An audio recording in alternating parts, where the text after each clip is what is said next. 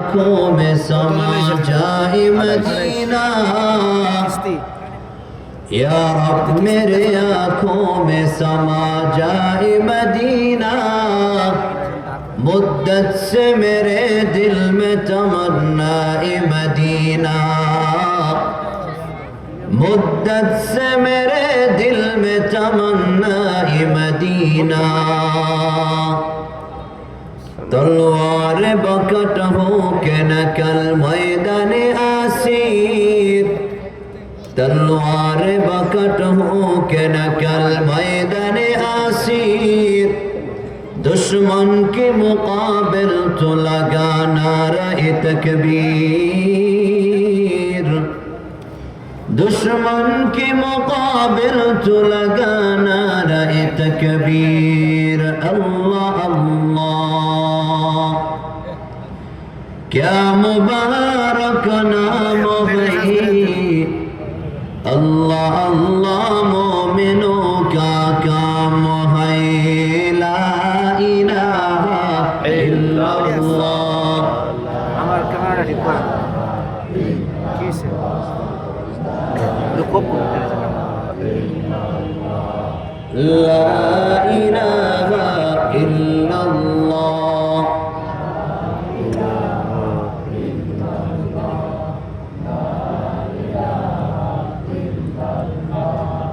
লা ইলাহা ইল্লাল্লাহ, লা ইলাহা ইল্লাল্লাহ, লা ইলাহা ইল্লাল্লাহ, লা ইলাহা ইল্লাল্লাহ, লা ইলাহা ইল্লাল্লাহ, লা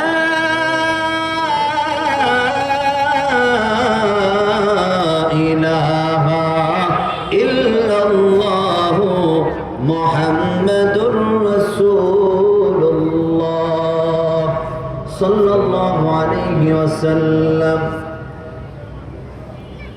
আলহামদুলিল্লাহ, মিফতাহুল উলুম চান গুলশানারা মাদ্রাসার হাফেজ ছাত্রদের পাগড়ি প্রদান উপলক্ষে নবম বার্ষিক ওয়াজ মাহফিলের প্রধান মেহমান হযরত মাওলানা মুফতি আব্দুস সবুর কাসিমি দামাত বরকাতুহুম। আজকের মাহফিলের প্রধান আলোচক হযরত মাওলানা ইসমাইল সিরাজি আল মাদানী সাহেব আলোচনা করেছেন। আমার পূর্বে হযরত মাওলানা মুফতি আল আমিন শেখ, আরো অসংখ্য গণিত ওলামায়ে কেরাম আলোচনা করেছেন। আজকের মাহফিলে যিনি সভাপতিত্ব করবেন আলহাজ রাশেদ সরওয়ার সাহেব, প্রধান অতিথি হিসাবে আছেন আলহাজ আখতার হোসেন সাহেব।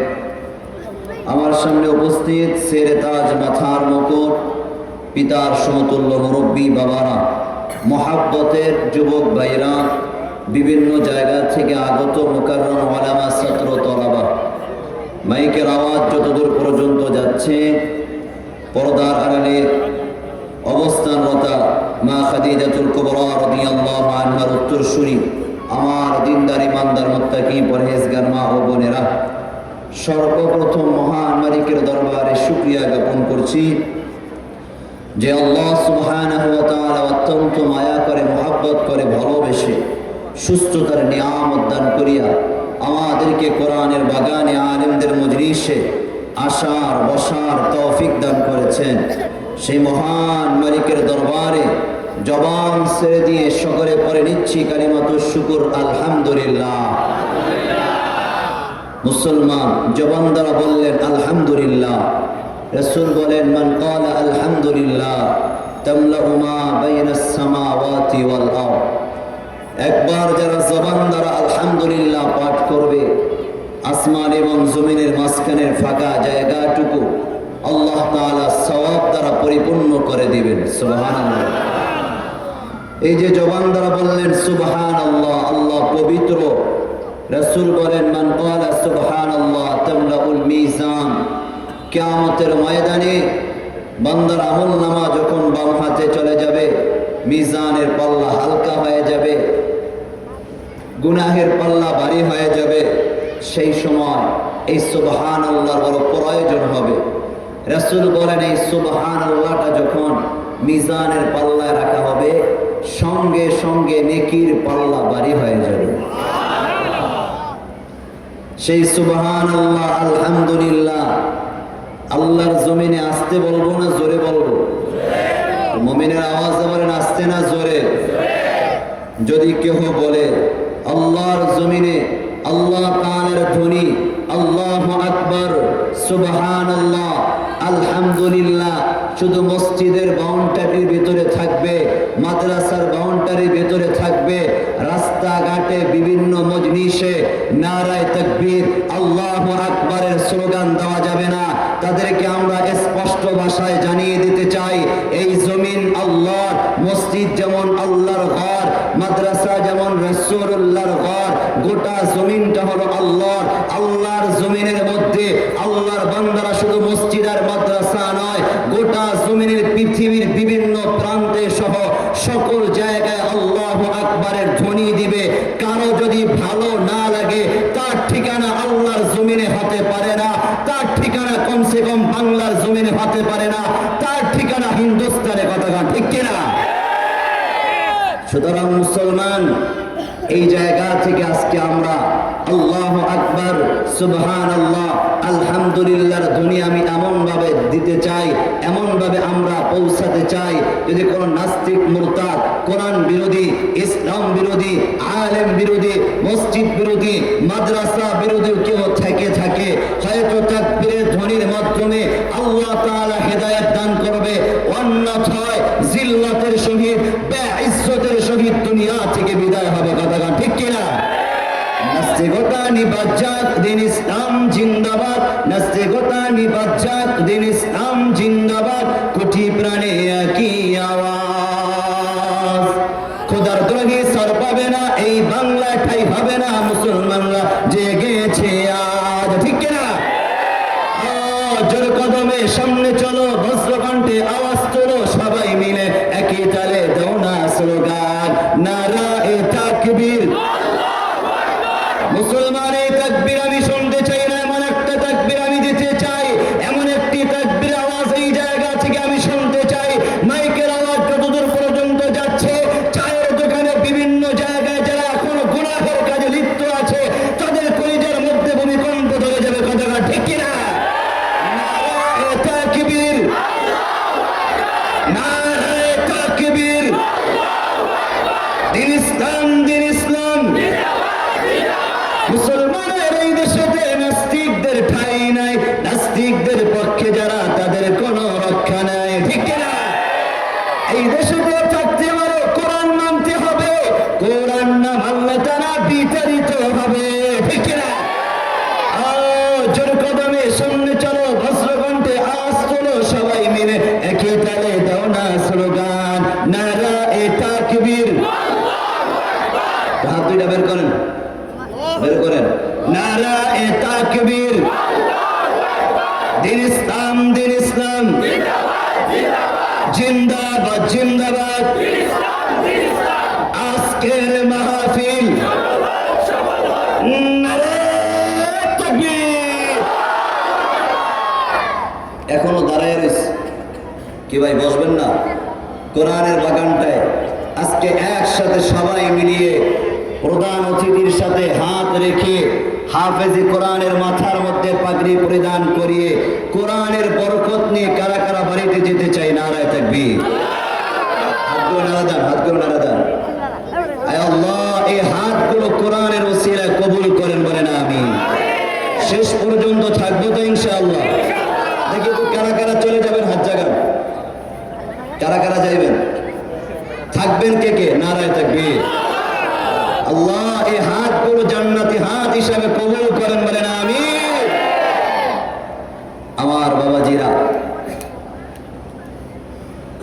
ভূমিকা আর দীর্ঘায়িত না করে আপনাদের মাঝে আমি সূরা আনফালের 28 নম্বর আয়াতি কারিমা তেলাওয়াত করেছি। আল্লাহ তাআলার পয়গম্বরের অসংখ্য অগণিত হাদিসের মধ্য থেকে একটি হাদিস পাঠ করেছি।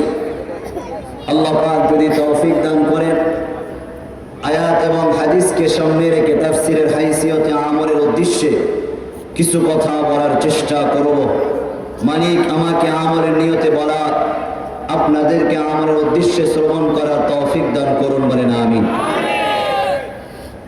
আমি যে আয়াতে কারিমা তেলাওয়াত করেছি সে আয়াতের মধ্যে আল্লাহ সুবহানাহু ওয়া তাআলা বলেন, ওয়া'লামু আন্নামা আমওয়ালুকুম ওয়া আওলাদুকুম ফিতনাহ। দুনিয়ার মানুষ তোমরা জেনে রাখো, আন্নামা আমওয়ালুকুম ওয়া আওলাদুকুম ফিতনাহ, তোমাদের সম্পদ আর তোমাদের সন্তানগুলো হলো পরীক্ষা স্বরূপ, বলেন আল্লাহু আকবার। বলেন তো মুসলমান বাবাজিরা, যেই কথাটা বললাম সূরা আনফালের 28 নম্বর আয়াত, আল্লাহ বললেন, গোলাম যারা আমি আল্লাহ তাআলাকে বিশ্বাস করো, আমি আল্লাহ তাআলাকে মালিক হিসাবে স্বীকৃতি দিয়েছো, আমি আল্লাহ তোমাদেরকে বলছি তোমাদের সম্পদ আর তোমাদের সন্তানগুলো হলো আমি আল্লাহর তরফ থেকে পরীক্ষা, বলেন আল্লাহু আকবার। তাহলে আজকে আপনাকে আমাকে যে সন্তান মালিক দান করলেন, এটা কার দেওয়া নিয়ামত? আরো জোরে বলেন, কার দেওয়া নিয়ামত? আল্লাহ যাকে দান করেছেন এই সন্তানের মাধ্যমে আল্লাহ তাকে পরীক্ষা করবেন। আল্লাহ যাকে দান করেন নাই, সন্তান না দিয়ে মালিক তাকে পরীক্ষা করবেন। অন্যদিকে আল্লাহ বললেন, আমি আল্লাহ সম্পদ দিয়া বান্দা তোমাকে পরীক্ষা করতেছি। কাউকে সম্পদ দিয়ে পরীক্ষা করি, কাউকে আমি আল্লাহ সম্পদ না দিয়ে পরীক্ষা করি। আজকে মুসলমান বাবাজিরা, আমাকে বিষয় দেওয়া হয়েছে হাফেজে কোরআনের ফজিলত, কোরআনের মর্যাদা, আল্লাহ পাকের রাস্তায় খরচ করার ফজিলত। এ মুসলমান বাবাজিরা, ভালো মতো বোঝার চেষ্টা করেন। একটু মুমিনের আওয়াজে বলবে, আমি যে আয়াতে কারিমা তেলাওয়াত করলাম, আয়াতের মধ্যে আল্লাহ তাআলা দুইটা বিষয়ের কথা বললেন। নাম্বার 1, গোলাম আমি আল্লাহ তোমাদেরকে যে সম্পদ দান করলাম, ওই সম্পদ আমি আল্লাহ তোমাদের জন্য পরীক্ষা স্বরূপ করে দিয়েছি। আমি আল্লাহ তোমাদেরকে যেই সন্তান দান করলাম, ওই সন্তান আমি আল্লাহ পরীক্ষা স্বরূপ দিয়েছি। তাহলে মুসলমান বলেন তো, বুঝে থাকলে বলেন, আপনাকে আমাকে যিনি সন্তান দান করেছেন তিনি কে? আপনাকে আমাকে মালিক সন্তান দিয়েছে কি হিসাবে? পরীক্ষা স্বরূপ হিসাবে নিয়ামত দান করেছে। তাহলে বোঝা যায় মালিকের দেওয়া সম্পদ, মালিকের দেওয়া সন্তান, এটা পরীক্ষা স্বরূপ। এই পরীক্ষায় যদি ফেল করি, ঠিকানা হবে জাহান্নাম। এই পরীক্ষায় যদি পাশ করি, সন্তান আর সম্পদের উসিলায় ঠিকানা হবে জান্নাত। কথা কোন ঠিক কিনা? বুঝলে সহজ, না বুঝলে কঠিন। সন্তান সম্পদ দুইটা জিনিস আমাদের জন্য আল্লাহ পরীক্ষা স্বরূপ দিলেন। সন্তান সম্পদ যদি আমরা কাজে লাগাতে পারি, দুটার উসিলায় জান্নাত যিনি দান করবেন, মুমিনের আওয়াজে বলেন তিনি কে? আর জোরে বলেন তিনি কে? আর এই সন্তান আর সম্পদ যদি কাজে লাগাতে না পারি, এই সম্পদ, এই সন্তান কিয়ামতের ময়দানে পিতা মাতার বুকের উপর পাড়া দিয়ে জাহান্নামে যাবে, আর বলবে, মালিক আমাকে তো আপনি পরীক্ষা স্বরূপ মায়ের রেহেমে দিয়েছিলেন, বাবার অধীনস্থ করে দিয়েছিলেন। জাহান্নামে যদি যাইতে হয়, আগে আমার মা বাবা যাবে। কথা কোন ঠিক কিনা? তাহলে মুসলমান বাবাজিরা, আজকে আমরা কারা কারা আল্লাহ যতটুকু দান করেছে সম্পদ, যেই কয়টা সন্তান আল্লাহ দান করেছে, সন্তান এবং সম্পদ আল্লাহর বিধান অনুযায়ী পরিচালিত করিয়া কারা কারা কবরে যেতে চাই? নারায়ে তাকবীর। আল্লাহ কবুল করুন, বলেন আমিন। আমি দুইটা পয়েন্টই আয়াত এবং হাদিস আকারে আপনাদেরকে শুধু বুঝাবো, আর কিছুই না। সন্তান আল্লাহ তাআলার দেওয়া নিয়ামত, পরীক্ষা স্বরূপ। সন্তান মায়ের রেহেমে আসার পরে রাসূল বলেন প্রতিটি সন্তান ফিতরতের উপর জন্মগ্রহণ করে।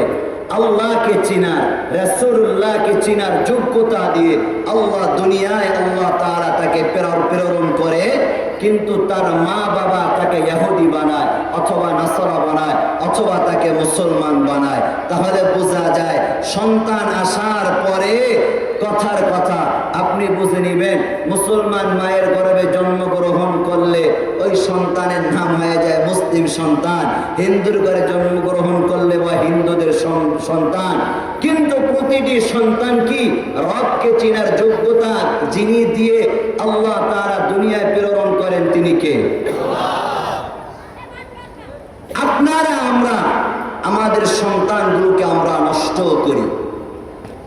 বলেন তো, সন্তান দুনিয়ায় আসার পরে যখন ছোট হয়, আমি যদি আমার ঘরটাকে গুনাহের মজলিস বানাই, গুনাহের বাগান বানাই, গুনাহের কারখানা বানাই, আমার সন্তান গুনাহের কারখানায় বড় হওয়ার পরে ওই সন্তান কি কোনোদিন আমার সাথে ভালো ব্যবহার করবে? জোরে বলেন। আর যদি আমার সন্তানটাকে ছোট্ট থেকে দ্বীনি পরিবেশে আমি বড় করি, ধর্মীয় পরিবেশে বড় করি, রবকে চিনার পরিবেশে বড় করি, রাসূলুল্লাহকে চিনার পরিবেশে বড় করি, ওই সন্তান কি কোনোদিন আমাদের সাথে খারাপ ব্যবহার করবে? দেখেন আল্লাহর রাসূল সাল্লাল্লাহু আলাইহি ওয়াসাল্লাম বলেন, ইন্না লিল্লাহি আহলিনা মিনান নাস। আমার সাহাবীরা শোনো, মানুষের মধ্যে কিছু মানুষ আছে যারা আল্লাহর পরিবার। সুবহানাল্লাহ বলেন। সাহাবায়ে কেরাম প্রশ্ন করলেন, ক্বালু মান হুম ইয়া রাসূলুল্লাহ, নবীজি আল্লাহর পরিবার আবার কারা?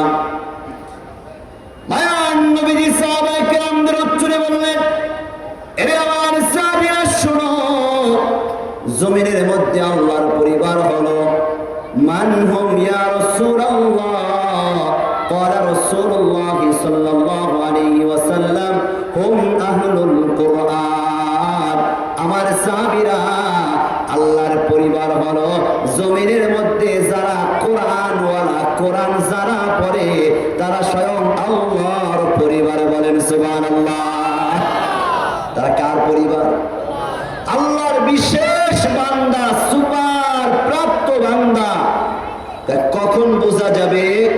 কিয়ামতের ময়দানে।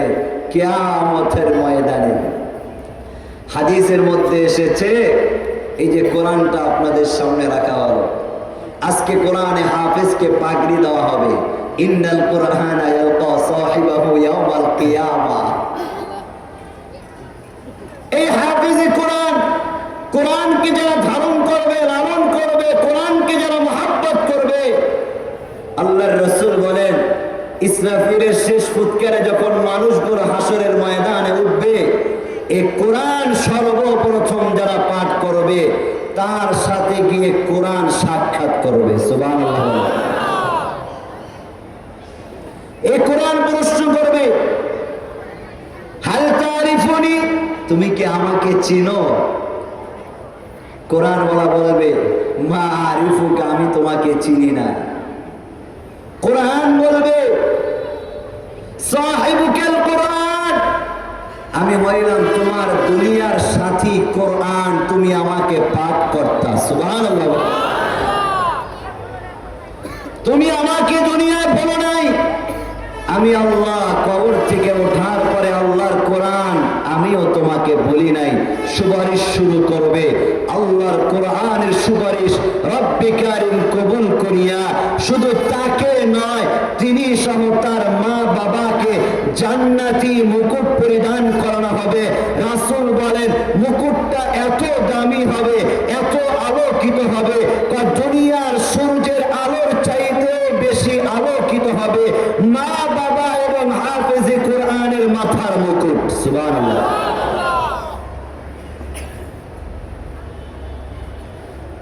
সেই মুকুট যদি আমরা পড়তে চাই, এমন সন্তান যদি আমরা করতে চাই, তাহলে ওই যে আল্লাহ বললেন, দুনিয়ার মানুষ, সন্তান আমি তোমাদেরকে পরীক্ষা স্বরূপ দিলাম, এই সন্তানকে যদি কাজে লাগাতে পারো, গুনাহের মজলিসে তাকে বড় করবা নাকি নেকির মজলিসে বড় করবা, গুনাহের মজলিসে তাকে দিবা নাকি নেকের মজলিসে তাকে দিবা, বাবা মা সিদ্ধান্ত তোমার। তুমি তাকে যেই পরিবেশে দিবা, সন্তান ওই পরিবেশে বড় হবে। ওই সন্তান যদি গুনাহের পরিবেশে বড় হয়, সে তো জাহান্নামে যাবি, তোমাকেও নিয়ে যাবে। সে যদি নেকের পরিবেশে বড় হয়, সে তো জান্নাতে যাবি, তোমাকেও জান্নাতে নিয়ে যাবে। সুবহানাল্লাহ।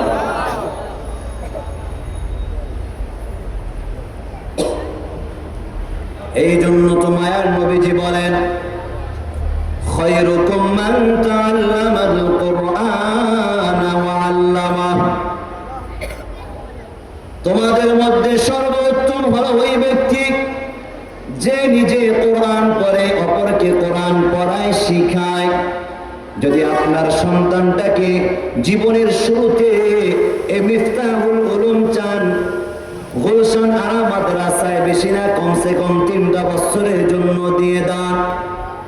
সন্তান যখন বিশুদ্ধ কোরআন শিখে ফেলবে, অত্র মাদ্রাসার উস্তাদ কোন আপনার সন্তানকে পড়াইবে। বাবা, আল্লাহ কোরআনে বলেছেন, ওয়াবিল ওয়ালিদাইনি ইহসানা, মা বাবার সাথে ভালো ব্যবহার করবা, এটা আল্লাহ তাআলার আদেশ। রাসূলুল্লাহ সাল্লাল্লাহু আলাইহি ওয়াসাল্লাম বলেছেন, হুমা নারুকা ওয়া হুমা জান্নাতুকা, তোমার মা বাবাই জান্নাত, তোমার মা বাবাই জাহান্নাম। এর সন্তান শোনো, রিদার রাব্বি ফি রিদাল ওয়ালিদি ওয়া সাখাতুর রাব্বি ফি সাখাতিল ওয়ালিদি, তোমার মা বাবা যদি তোমার প্রতি খুশি হয়ে যায়, সন্তুষ্ট হয়ে যায়, আল্লাহ তাআলা খুশি হয়ে যাবেন। তোমার মা বাবা যদি তোমার প্রতি নারাজ হয়, আল্লাহ তাআলা নারাজ হয়ে যাবে। এর সন্তান সাবধান, সাবধান, কখনো মা বাবার সাথে খারাপ ব্যবহার করবা না। এই শিক্ষা মাদ্রাসায় পাওয়া যায়, কথা গান ঠিক কিনা?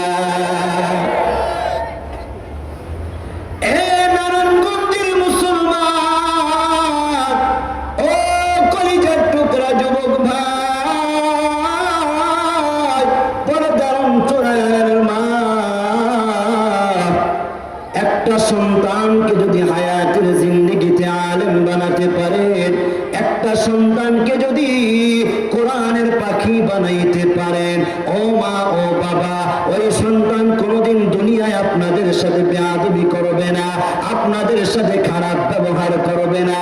মাদ্রাসায় যাওয়ার পরে আল্লাহর কোরআন পড়িয়া, রাসূলুল্লাহর হাদিস পড়িয়া, রাসূলুল্লাহর হাদিস অনুযায়ী শ্রেষ্ঠ সন্তান হবে, কথা গান ঠিক কিনা?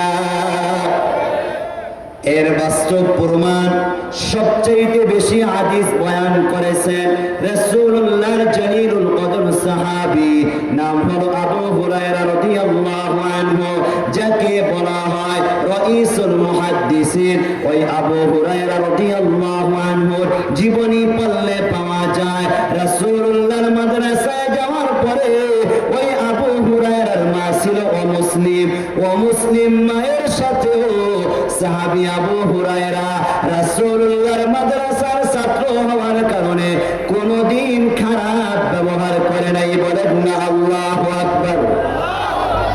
সাহাবী আবু হুরায়রা বয়ান করেন, তিনি বলেন, আমি সেই ইয়ামেন থেকে রাসূলুল্লাহর কাছে আসলাম আমার জনম দুঃখিনী মাকে নিয়ে।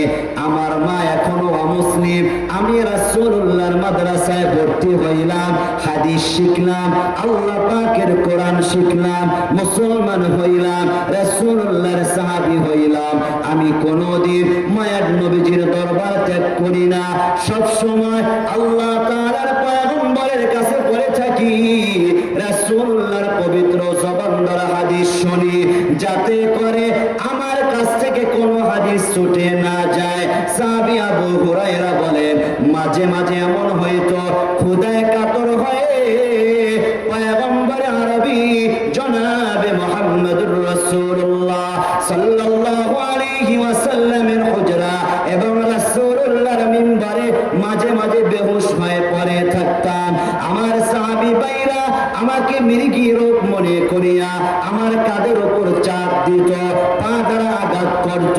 হুশ যখন আসতো আমি বলতাম, ভাই আমার কোনো রোগ হয় নাই, ক্ষুধায় কাতর হয়ে রাসূলুল্লাহর দরবারে পড়েছিলাম, না খেয়ে রাসূলুল্লাহর হাদিস শিখতাম, এরপরও আমি চাইতাম না।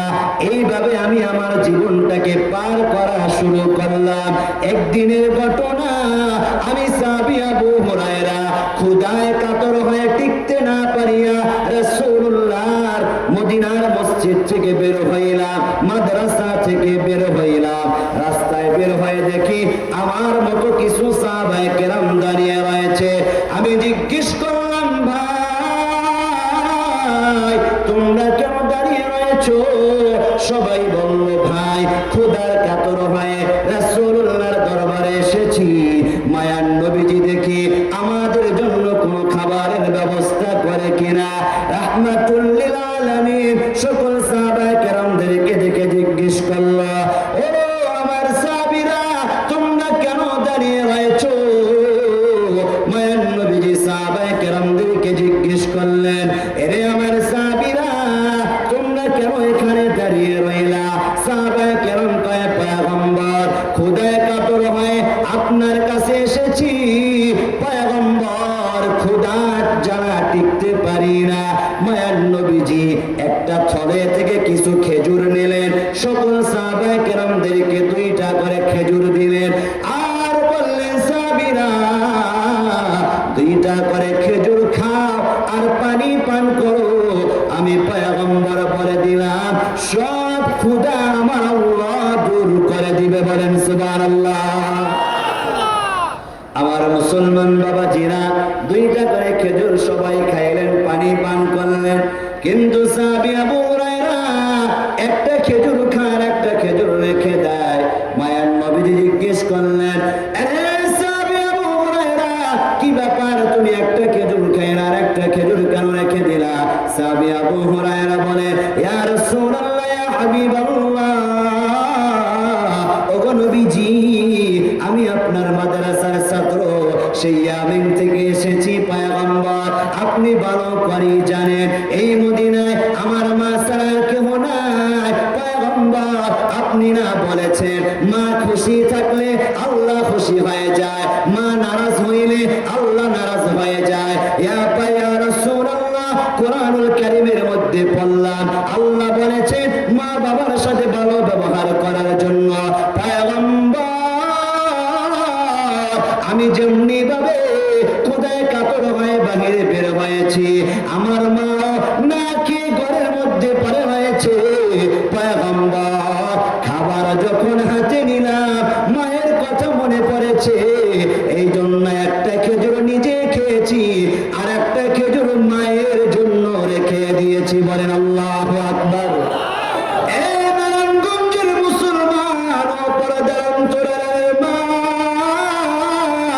সন্তান মাদ্রাসায় পড়লে দুনিয়ার হায়াতের জিন্দেগিতেও কখনো মাকে বলে না, বাবাকে বলে না।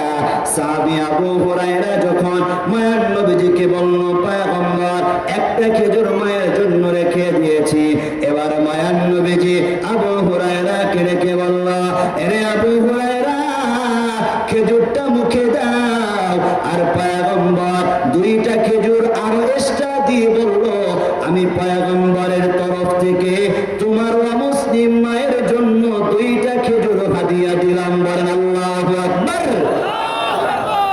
মুসলমান বাবাজিরা বলেন তো, যে আবু হুরায়রা দুনিয়ার হায়াতের জিন্দেগিতে অমুসলিম মায়ের ক্ষুধা কষ্ট সহ্য করতে পারে না, ওই মা যদি কালিমা না পড়িয়া দুনিয়া থেকে বিদায় হয়, ওই মার জন্য জাহান্নাম ওয়াজিব হয়ে যাবে। এটা আবু হুরায়রা কিভাবে সহ্য করবে? এটা আবু হুরায়রা সহ্য করতে পারে না। এই জন্য আবু হুরায়রা প্রতিদিন মাদ্রাসায় যাওয়ার পূর্বে নিজের মাকে কালিমার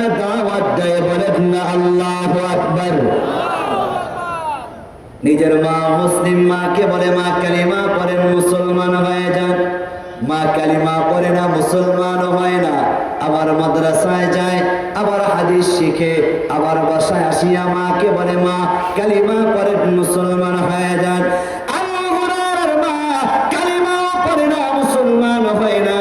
সাহাবী আবু হুরায়রার কলিজাটা ভেঙে চুরমার হয়ে যায়, কিছু বলে না, সাবলীল ভাষায় নিজের মাকে কালিমার দাওয়াত দেয়, নিজের মাকে কালিমার কথা বলে। একদিন হঠাৎ করিয়া যখন কালিমার দাওয়াত দিচ্ছিলেন, জনম দুঃখিনী মা আপনার আমার নবী সম্পর্কে এমন কথা বলে ফেলল, আবু হুরায়রার কলিজাটা ভেঙে চুরমার হয়ে যায়। বলেন নাউজুবিল্লাহ।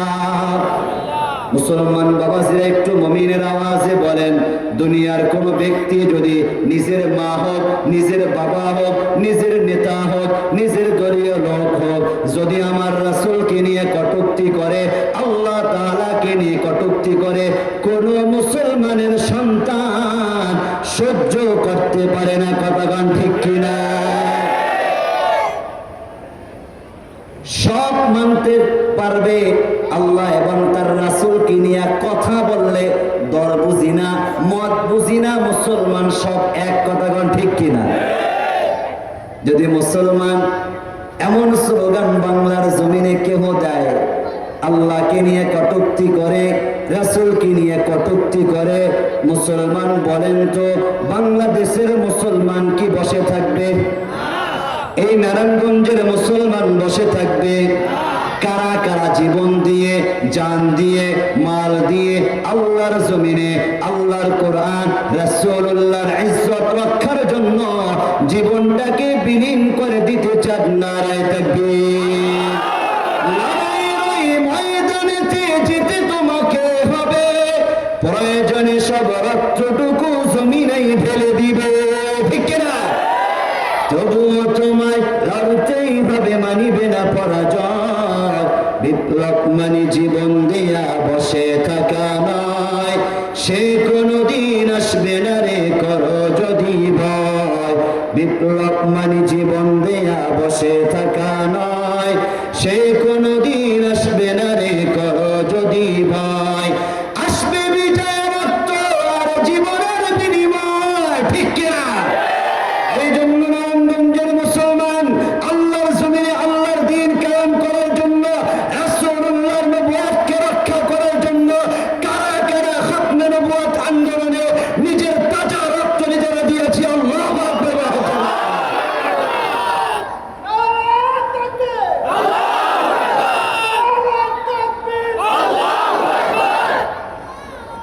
এই কথাগুলো বললে আমাদের দেশে কিছু ভাইরা সাবধান, উঁচু আওয়াজে কথা বলা যাবে না। কথাগুলো ঠিক কিনা? কিছু মসজিদের ইমামরা নারাজ হয়ে যায়, কি দরকার, আমার ইমামতির চাকরিটা চলে যাবে, ভালোই তো ছিলাম, এই কথাগুলো বইলা কেন নিজের চাকরিটা নষ্ট করব? দরকার নাই, মিলিয়ে তালিয়ে চলি। কথাগুলো ঠিক কিনা? কি হবে আলেম হয়ে ইমাম সেজে সমাজেতে, পারো যদি সত্য কথা উচ্চ স্বরে না বলিতে। ঠিক কিনা? চাকরির ভয় করো যদি, ছেড়ে দাও ইমামতি। আরো জোরে ঠিক কিনা? চাকরির ভয় করো যদি, ছেড়ে দাও ওই না গদি। কি হবে ধোঁকা দিয়ে আল্লাহকে, কি হবে বেঁচে থেকে অযথা বিদ্যা শিখে, যদি না গড়তে পারি শোষণবিহীন সমাজটাকে। ঠিক কিনা? কি হবে শেষ নবীজির উম্মত বলে দাবি করে, যদি ওই খোদার কোরআন নিষিদ্ধ হয় আদালতে। ঠিক কিনা? নবীজির জন্য যদি রক্তের বহে নদী, নবীজির জন্য যদি রক্তের বহে নদী, তবুও হটবো না এই দাবি থেকে। কথাটা ঠিক কিনা? জন্য মুসলমান আমরা তো শেষ নবীর উম্মত দাবি করি, ওইদিকে কাদিয়ানীরা নিজেদেরকে নবী বলে দাবি করে বসে রয়েছে, আর আমরা বসে বসে দেখতেছি। মুসলমান এই বাংলার জমিনে এই জমানায় বড় আফসোস, মাহাজের মুআজ্জের বড় প্রয়োজন, ছোট্ট বালকের বড় প্রয়োজন, যে বালকগুলো পাখির মতো উড়ে গিয়ে বেঈমানদেরকে টুকরা করেছিল, বাংলার জমিনে এমন কিছু সৈনিক যুবকের প্রয়োজন। কথা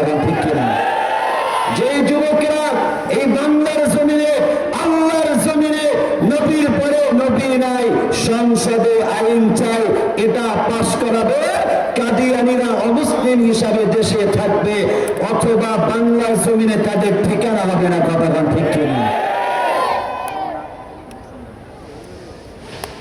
এই যে রাসূলের মুহাব্বত, কোরআনের মুহাব্বত, কোরআনের আজবত কোথায় গেলে পাওয়া যায়? বলেন কোথায়? বলেন কোথায়? সাহাবী আবু হুরায়রা কয়, আমার জনম দুঃখিনী মা এমন একটা কথা বললো কলিজাটা ভেঙ্গে চুরমার হয়ে যায়। এতদিন কালিমার দাওয়াত দিলাম, গ্রহণ করলো না, আফসোস নাই, কষ্ট নাই, কিন্তু জনম দুঃখিনী মা আজকে কি বলল, কলিজাটা ভেঙ্গে চুরমার হয়ে যায়। সাহাবী আবু হুরায়রা কাঁদতে কাঁদতে মায়ার নবীজির দরবারে হাজির। পয়গম্বর আরবি জিজ্ঞেস করলেন, সাহাবী আবু হুরায়রা রে কেন কাঁদো? সাহাবী আবু হুরায়রা কয়, পয়গম্বর মা কালিমা পড়ে নাই, মুসলমান হয় না, দীর্ঘদিন বুঝাই এখনো কালিমা পড়ে না, মুসলমান হয় না। পয়গম্বর আজকে জনম দুঃখিনী মা আপনার বিরুদ্ধে এমন কথা বলেছে, আমার কলিজাটা ভেঙ্গে চুরমার হয়ে গিয়েছে। বলেন না আল্লাহু আকবার। দেখেন এই সময় নবীজি কি জিজ্ঞেস করে, তুমি কি তোমার মায়ের বিরুদ্ধে অভিযোগ করার জন্য এসেছো? সাহাবী আবু হুরায়রা কয়, না পয়গম্বর, আমি আমার মায়ের বিরুদ্ধে অভিযোগ করার জন্য আসি নাই। তাহলে কেন এসেছো?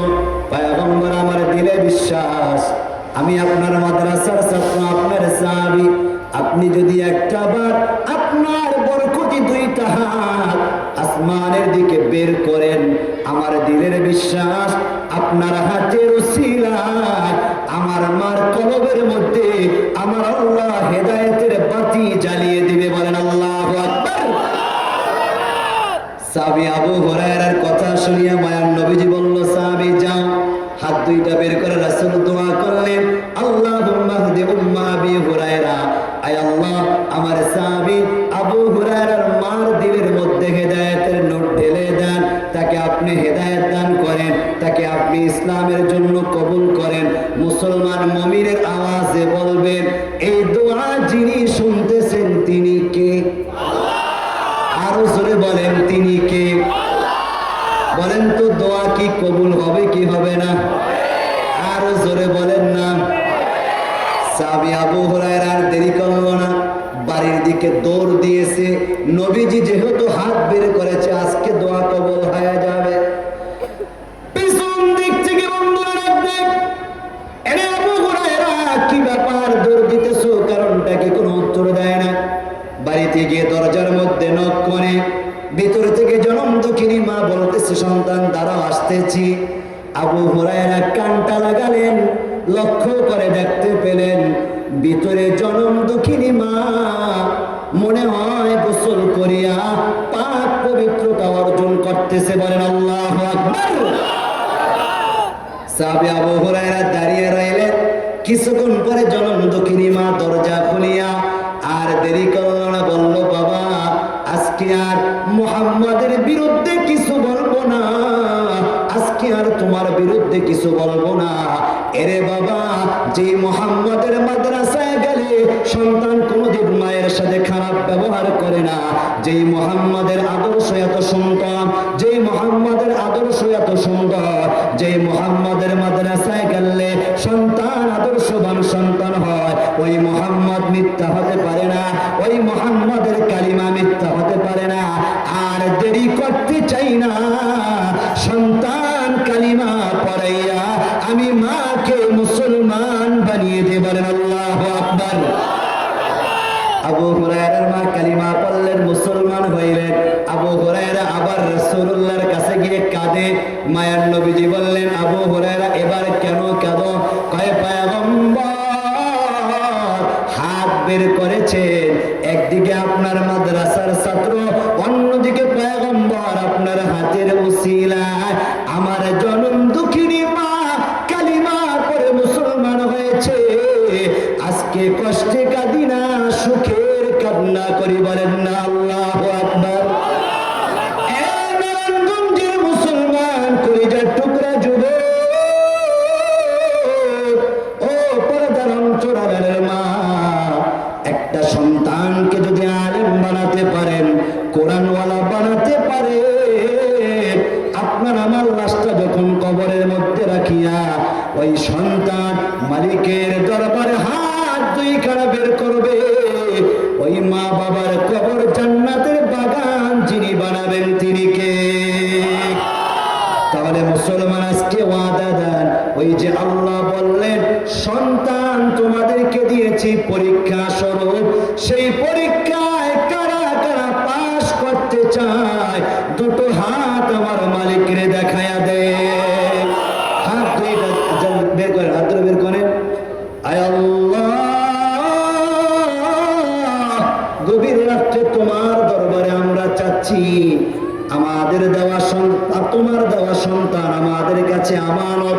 আল্লাহ ওয়াদা করতেছি সন্তানগুলো দিনের রাস্তায় দিব। আল্লাহ আমাদের সন্তানের মাধ্যমে যে পরীক্ষা নিবে ওই পরীক্ষায় কামিয়াবি অর্জন করিয়া জান্নাতে যাওয়ার তৌফিক দান করেন, বলেন আমিন। এই জন্য আবদার রইল, মিফতাহুল উলুম চান গুলশানারা মাদ্রাসায় নিজের কলিজার টুকরা সন্তানদেরকে দিবেন তো ইনশাআল্লাহ? দিবেন তো ইনশাআল্লাহ? বন্ধুবার হাফেজ মাওলানা মুফতি আল আমিন শেখ হাফিজাহুল্লাহ, আপনাদের নারায়ণগঞ্জের গর্ব, এলাকার সন্তান, আপনারা গর্ব করবেন হযরতকে নিয়ে। তিনি শুধু আপনাদের এলাকায় পরিচিত নয়, আমার জানা মতে বাংলাদেশ সহ বাংলাদেশের বাইরেও হযরতের পরিচয় আছে নাকি নাই? আরো জোরে আছে নাকি নাই? নিয়ামত মনে করবেন, মাদ্রাসার দায়িত্বে যারা আছেন আপনারা নিয়ামত মনে করবেন। আল্লাহ তাআলা হযরতের হাতের মাধ্যমে দেখলাম এলাকার মানুষরা, কমিটি ভাইরা সহ অল্প দিনে মাদ্রাসার কাজ কমপ্লিট হয়ে গেল।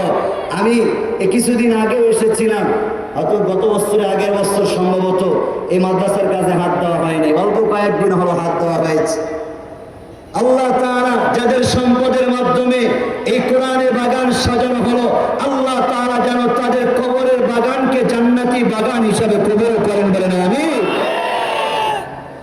এটাই মুসলমান আল্লাহ বললেন, ওয়ালামু আন্নামা আমওয়ালুকুম ওয়া আওলাদুকুম ফিতনাহ, তোমাদের সম্পদ আমি আল্লাহ তাআলা তোমাদের জন্য পরীক্ষা স্বরূপ বানিয়েছি। কারো সম্পদ গানের মজমায় খরচ হয়, কারো সম্পদ মসজিদে খরচ হয়, কারো সম্পদ মাদ্রাসায় খরচ হয়, কারো সন্তান মাদ্রাসায় না পড়িয়া গানের জায়গায় গিয়ে ট্রেনিং দেয়, কারো সম্পদ গানের মজলিসে খরচ হয়, কারো সম্পদ মাদ্রাসার ছাত্রের পিছনে খরচ হয়, কারো সম্পদ গান যারা শিখে, ব্যাস যারা শিখে, ইয়াবা যারা খায়, গাঁজা যারা খায়, ওই সমস্ত জায়গায়ও কারো সম্পদ আল্লাহ খরচ করায়। কথাগান ঠিক কিনা? বুখারী একটা হাদিস মনে পড়েছে, বলবো আপনাদেরকে এই আয়াতের প্রসঙ্গে। আসলে সম্পদ মালিক দেওয়ার পরে কিভাবে পরীক্ষাগুলো করে।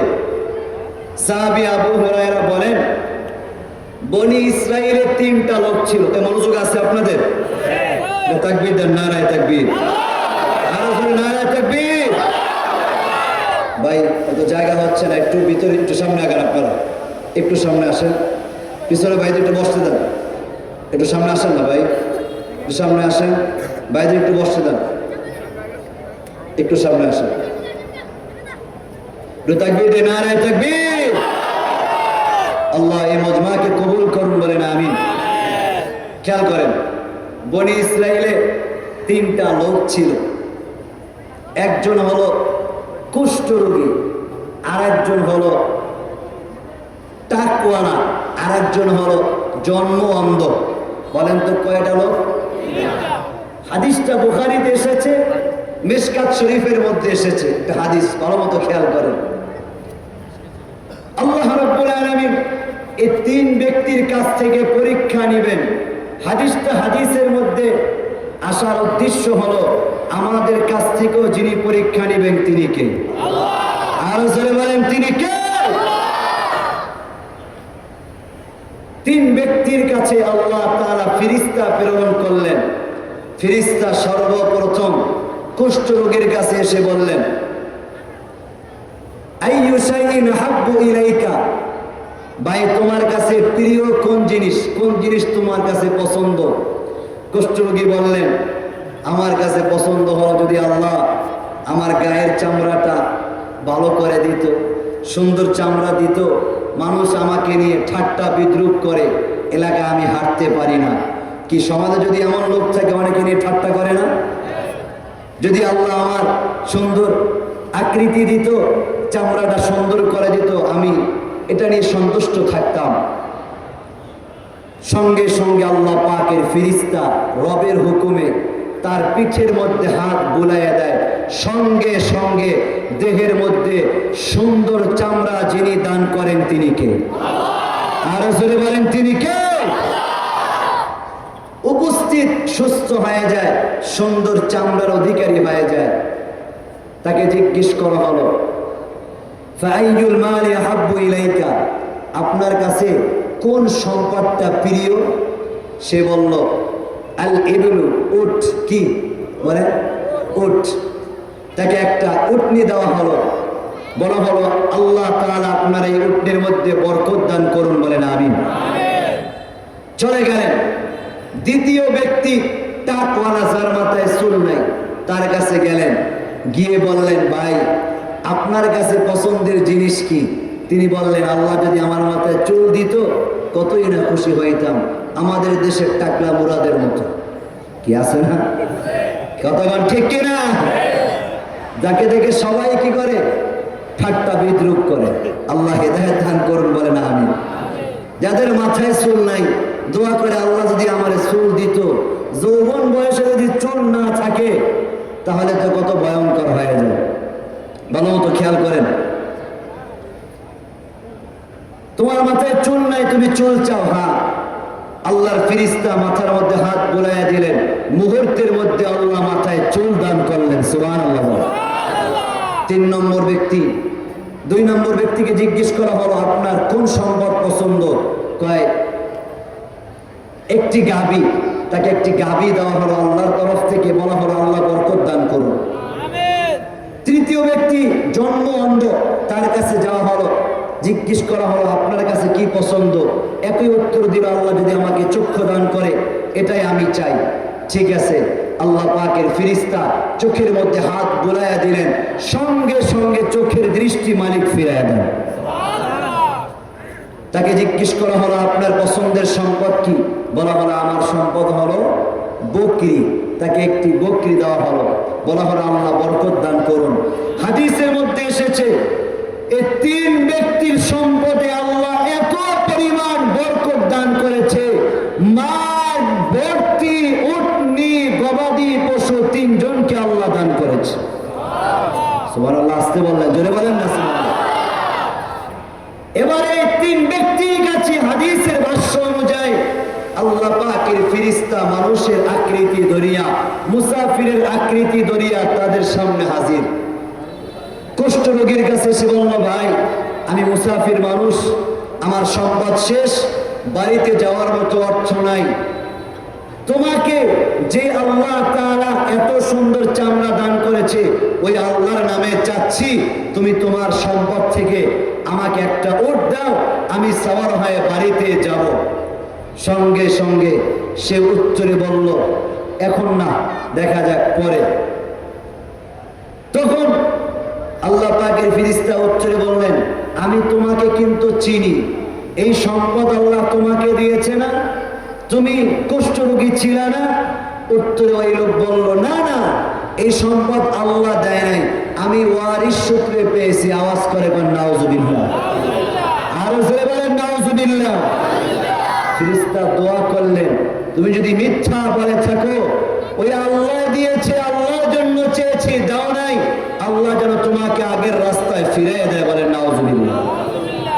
গেলেন টাকওয়ালা ব্যক্তির কাছে, একই কথা বলল, ভাই তোমার দেওয়া সম্পদ থেকে আল্লাহর জন্য আমাকে কিছু দাও। সে একই কথা বলল, এটা আমি ওয়ারিস সূত্রে পেয়েছি, এখান থেকে আমি তোমাকে দিতে পারবো না। উত্তরে তিনি বললেন, তুমি যদি মিথ্যা বলে থাকো আল্লাহ যেন তোমাকে আগের অবস্থায় ফিরিয়ে দেয়। তৃতীয় ব্যক্তির কাছে গেলেন, যিনি অন্ধ ছিলেন, যাকে বকরি দেওয়া হলো, তার কাছে গেলেন, বললেন, ভাই আমি মুসাফির মানুষ, আমার বাড়িতে যাওয়ার মতো সম্বল নাই, পুঁজি নাই, তোমার সম্পদ থেকে আমাকে কিছু দাও। সঙ্গে সঙ্গে তিনি বললেন, এই সম্পদ দিয়েছেন আমার আল্লাহ, আমার কোনো কিছুই ছিল না, আমি জন্মগতভাবে আমি অন্ধ ছিলাম, আমার মালিক আমাকে চোখের দৃষ্টি দান করেছে, মালিক আমাকে সম্পদ দিয়েছে। ভাই সেই রবের জন্য নিবা, তোমার যা মনে চায় তুমি তা নিয়ে যাও। বলেন না আল্লাহু আকবার। সঙ্গে সঙ্গে আল্লাহ পাকের ফেরেশতা কি বলছেন জানেন? তিনি বললেন, ভাই আমি মূলত সম্পদ নেওয়ার জন্য আসি নাই, তোমাদের তিনজনকে আল্লাহর তরফ থেকে পরীক্ষা করার উদ্দেশ্য ছিল। দুইজন ফেল করেছে, তুমি পাস করেছো, তোমার সম্পদ দুনিয়ায় যেমনি ভাবে বাড়তে থাকবে, এই সম্পদের ওসিলায় কিয়ামতের ময়দানে তোমাকে আল্লাহ জান্নাত দান করবে। সুবহানাল্লাহ। ওই যে আয়াত, ওয়ালামু আন্নামা আমওয়ালুকুম ওয়া আওলাদুকুম ফিতনা, আল্লাহ বললেন তোমাদের সম্পদ, তোমাদের সন্তান আমি আল্লাহ পরীক্ষা স্বরূপ দিয়েছি। এই সম্পদ যদি দ্বীনের রাস্তায় খরচ করা যায়, ওই সম্পদে যিনি বরকত দান করবেন তিনি কে? আরো জোরে বলেন তিনি কে? আজকে অনেকের মা নাই, অনেকের বাবা নাই, মায়ের জন্য খরচ করতে পারেন না, বাবার জন্য খরচ করতে পারেন না। এই জায়গায় আমি জানতে চাই, আজকে মা বাবার কবরের মধ্যে কবর জান্নাতের বাগান বানাতে চান, কবরের মধ্যে মা বাবার কবরের মধ্যে জান্নাতি বিছানা বিছাইতে চান, সদকা জারিয়া মূলক কাজ করিয়া কারা কারা নিজের মা বাবার জন্য কিছু করতে চান? যাদের মা বাবা শুধু নাই, ওই মা বাবা হারা সন্তানদের হাতগুলো আমি দেখতে চাই। নারে তাকবীর। দেখি তো কাদের মা বাবা নাই, মা নাই অথবা বাবা নাই, একটু হাতগুলো বের করে। যে কোনো একজন নাই, একটু হাতগুলো বের করে। আজকে আপনাদের মা বাবা যদি দুনিয়ায় থাকতো, তাহলে বলেন তো নিজের মা বাবার জন্য কিছু করার দরকার ছিল কিনা? বলেন না দরকার ছিল কিনা? আজকে ওই মা বাবা, হাত নামান, ওই মা বাবা আজকে অন্ধকার কবরে চলে গিয়েছে। মা বাবার মাধ্যমে দুনিয়ায় এসেছি, রব্বে কারিমের দেওয়া হাত দ্বারা সম্পদ উপার্জন করছি, রব্বে কারিমের চক্ষু দ্বারা সম্পদ উপার্জন করছি, আল্লাহর দেওয়া দেহ দ্বারা সম্পদ উপার্জন করছি। সেই সম্পদের মাধ্যমে কিয়ামতের ময়দানে কোন ব্যক্তি জান্নাতে যেতে চান, ওই পরীক্ষায় পাশ করতে চান, এমন আমি কিছু সৈনিক আমি দেখতে চাই।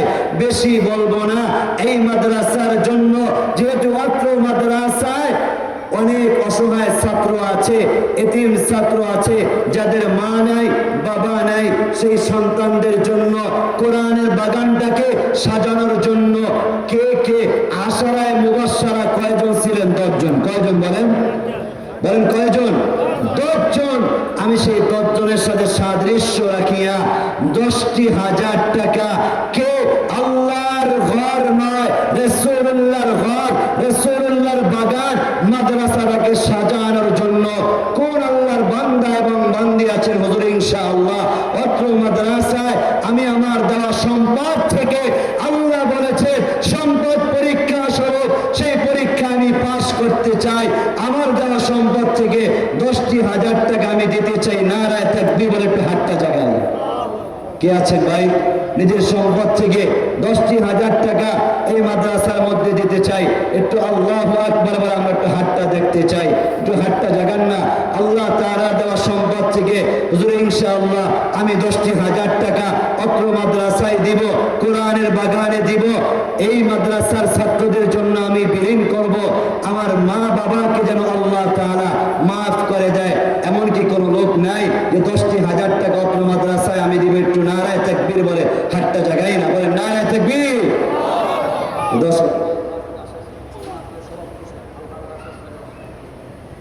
বলেন নারায়ে তাকবীর।